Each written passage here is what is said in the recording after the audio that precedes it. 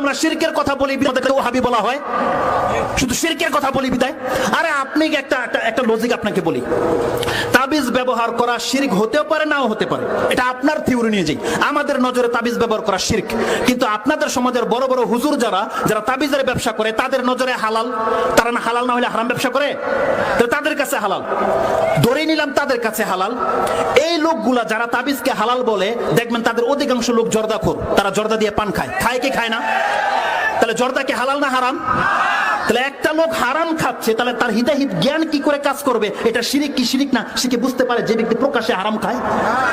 তাহলে আপনি তার কাছ থেকে মাসলা নিলেন। আচ্ছা দেখেন এদের ভুলগুলা কি, এদের চরিত্রের মধ্যে অনেক ঘাটতি আছে, এরা অনেক কিছু করে, এদেরকে মানুষ সেজদা পর্যন্ত করে, এদের পায়ের বৃদ্ধ আঙ্গুলটা চুষে পর্যন্ত খায়, এরা মানুষকে মুরিদ বানায়, এরাই তো তাবিজের ব্যবসা করে না? তাহলে আপনি বলছেন যে এগুলো তো জায়েজ নাই, তাহলে এইগুলো